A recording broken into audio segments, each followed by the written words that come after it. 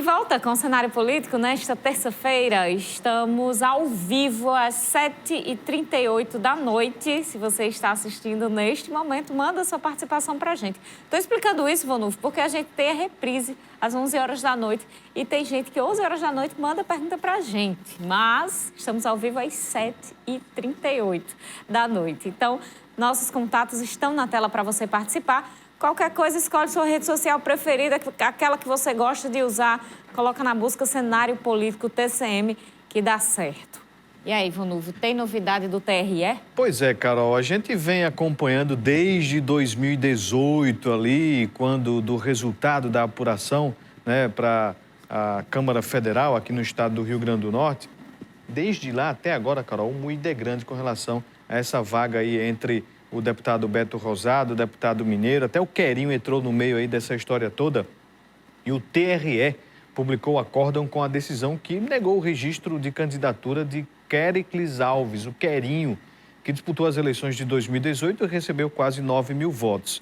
O voto vencedor do relator juiz Ricardo Tinoco determinou o indeferimento do registro e a anulação dos votos e uma recontagem imediata, o que vai gerar a troca na Câmara Federal, com o Fernando Mineiro assumindo a vaga de Beto Rosado do PP. Apesar da decisão do dia 22 determinar a imediata recontagem, ainda não há data definida para Mineiro se tornar deputado federal, o que deverá ocorrer aí, a gente espera, nos próximos dias. Enquanto isso, Beto Rosado permanece no cargo e afirmou que vai recorrer no TSE, o Tribunal Superior Eleitoral. Carol, a gente percebe aí diferenças com relação as decisões que a gente vem acompanhando, né? Quando foi para a mudança aí, no caso para o Beto Rosado assumir a vaga no lugar de Mineiro, foi assim, né? Bem rapidinho, num flash. Mas agora quando a medida é para corrigir um erro que já vai ultrapassando 2 anos, existe uma lentidão, uma morosidade, algo com maior dificuldade. E quem acompanhou todo esse processo, como você, Carol, sabe de tudo que aconteceu de errado. O Querinho, ele não deveria nem disputar o pleito, quanto mais ter votos. E aí, esse moído tem sequência, Carol. A gente espera que venha aí algo definitivo nos próximos dias. Inclusive com erro da própria Justiça e que a própria Justiça admitiu que houve erro ali no registro de candidatura de Querinho, na aceitação de alguns documentos que não estavam regulares. E aí, depois disso, houve a aplicação de multa que não foi paga pelo então candidato e então depois houve essa descoberta, né, e comprovação de que ele não se desincompatibilizou no período determinado pela Justiça Eleitoral para a sua candidatura. Então, assim, inelegível, não poderia ter sido candidato, portanto, seus votos não contam. Estamos aguardando aí o julgamento dos recursos de Beto Rosado em relação ao assunto. De acordo com as nossas fontes jurídicas, a informação é que há esse prazo para o recurso e, enquanto isso, vai correndo a decisão do TRE, da segunda instância. Vai haver a recontagem dos votos, depois um prazo para nomeação e a posse de diplomação e posse de Fernando Mineiro para ele tomar sua cadeira lá na Câmara Federal. Passados aí já 2 anos das eleições, né? Então vai haver aí essa divisão. Mas vamos aguardar também o julgamento do recurso de Beto Rosado em relação à decisão do TRE.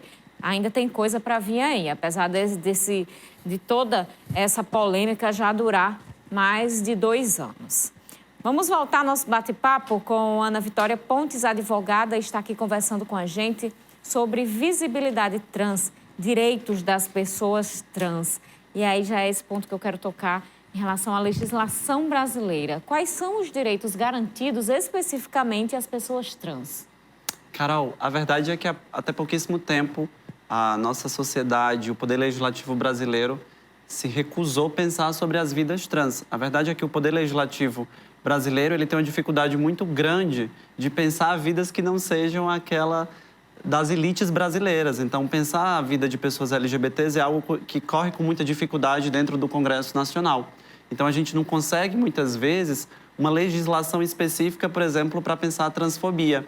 Faz-se necessário que o Poder Executivo, que o Poder Judiciário façam uma ação subsidiária ao do Poder Legislativo e pensem de alguma maneira e normatizem de alguma maneira as experiências que nós, pessoas trans, passamos, como, por exemplo, um direito que foi muito debatido nos últimos anos, que é o direito a nome, direito à autodeterminação.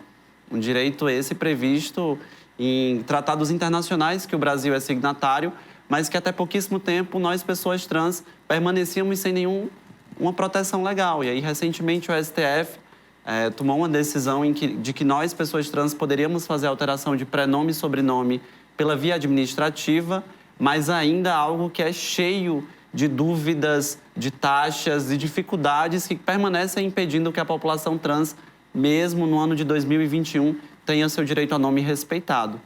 E é muito doido pensar em um cidadão, uma cidadã brasileira que não consegue ter direito a nome, que não consegue sequer se impor dentro da sociedade com o seu nome, com o seu gênero, com seus documentos, e que muitas vezes é obrigado a passar por constrangimentos e violências no dia a dia por causa disso.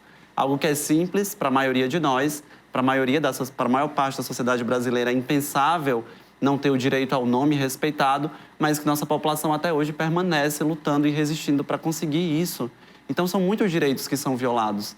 Que quando a gente pensa na interdependência dos direitos humanos, que um direito depende do outro para que seja efetivado, a gente tem um ciclo gigantesco de negações. Você não tem direito a nome, você não consegue permanecer na escola porque não respeitam o seu nome nem o uso do banheiro, você não consegue ter acesso ao Poder Judiciário, ao SUS.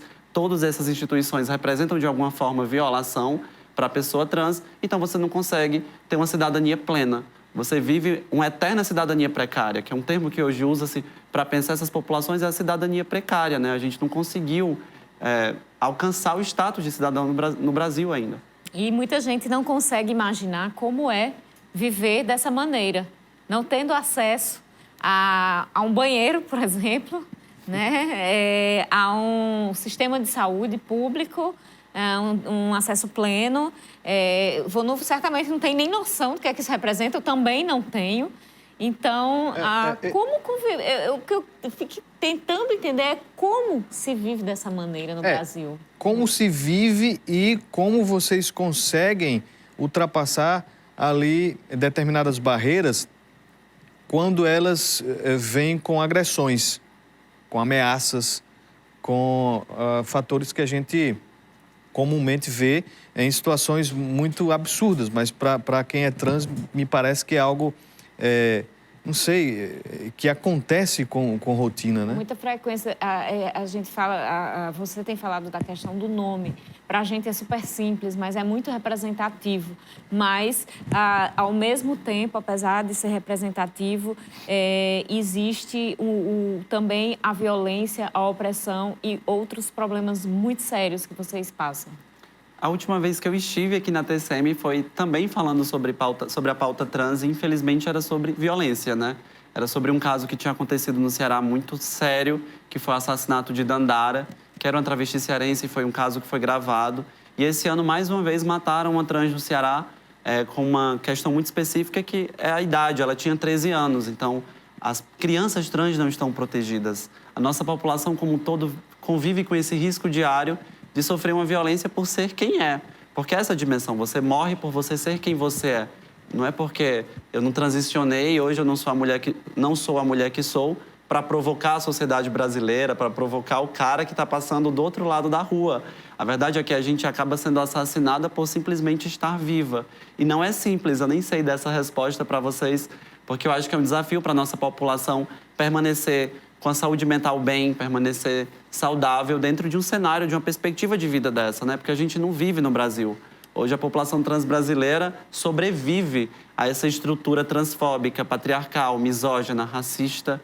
E isso muda de acordo no local onde você nasceu, com a cor da sua pele, com a sua condição social. Toda essa violência, ela se agrava e ela se aprofunda de acordo com a experiência trans que você tem. Porque isso é muito importante que as pessoas entendam. Ser trans não é uma coisa homogênea. Ser trans são muitas possibilidades. A gente veio para romper. A gente não veio para construir novos muros, novas barreiras.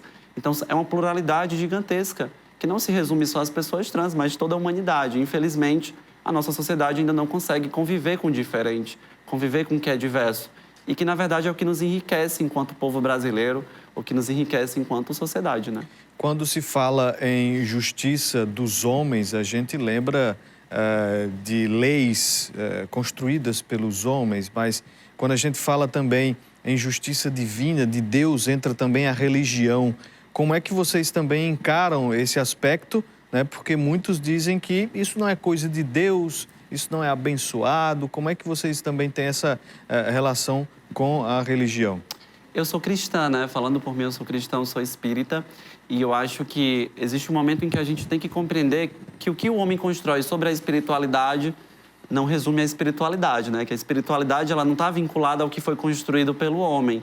Então, eu tive um período muito complexo na minha transição de conseguir desvincular a expectativa que as pessoas colocam em cima da religiosidade, da espiritualidade, os seus julgamentos morais e, de fato, a minha ligação com Deus, a minha ligação com a espiritualidade. Mas é complexo, porque você vive em uma sociedade que a primeira negação que você tem, ela é de cunho espiritual. As pessoas dizem que você vai para o inferno. Então, com 13 anos, sem nem saber que eu era trans, antes mesmo de iniciar a minha transição, eu já trazia no fundo da minha mente o pensamento de que, de alguma maneira, a minha existência era um pecado.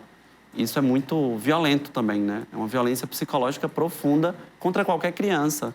Não só as crianças trans, qualquer criança que tenha a sua existência associada a um pecado, a uma negação, a um ódio de Deus.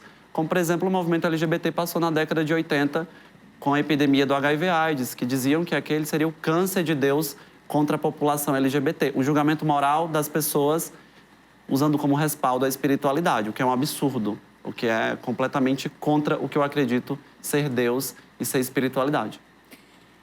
E em relação ainda voltando à questão da legislação, existe aqui no Brasil, dentre os estados, algum que dê uma maior atenção aos direitos das pessoas trans?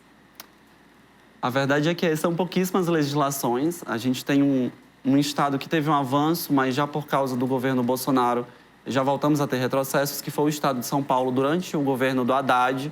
Lá, enquanto o governador Haddad conseguiu aprovar um projeto chamado Transcidadania, que inclusive correu também aqui na Assembleia Legislativa do Rio Grande do Norte, em Natal, na verdade, na Câmara dos Vereadores de Natal. Infelizmente não passou, que basicamente é um projeto que prevê um auxílio financeiro social para pessoas trans que vão voltar ao ensino médio, para que elas possam concluir o ensino médio e o ensino técnico, isso considerando que 92% da nossa população está na prostituição. Então, de fato, existe uma especificidade sobre a nossa população, a necessidade de uma atenção maior do Estado. Isso aconteceu em São Paulo, foi uma vitória gigantesca, o que mostra a importância da gente ter governos de esquerda, governos que, de fato, tenham uma atenção com populações como a nossa e não o que está dado hoje como Dória, né? Que a gente vive essa loucura do Dória, que é ex-base aliada de Bolsonaro, e agora, nesse momento de pandemia, de total irracionalidade do governo federal, separa. Então, a gente não pode confiar em governos como esse. A gente tem que confiar em governos que sempre estiveram do nosso lado e que, de alguma maneira, deram projeções às nossas identidades. Hoje, o Brasil, nessa última eleição, a gente fez um recorde, né? Que foi 30 candidaturas trans, 30 pessoas trans que ganharam para o Poder Legislativo agora nessa última eleição, que é um recorde 4 vezes maior do que na eleição anterior. Isso mostra que nossa participação na política ela está cada vez mais presente. Desses 30 candidatos trans eleitos, 16 são de partidos de esquerda. Tem projetos políticos voltados para a esquerda. Então, a gente vê a importância disso, de não só ter pessoas trans na política ou mulheres na política, mas que essas pessoas que ocupam a política, sejam trans, sejam mulheres, sejam negras e negras, tenham um projeto político alinhado com as nossas lutas, de esquerda, democrático, que respeite as instituições e que dê espaço de fala para todas as pessoas. Vamos fazer mais um intervalo. No próximo bloco, a gente continua o nosso bate-papo aqui no Cenário Político.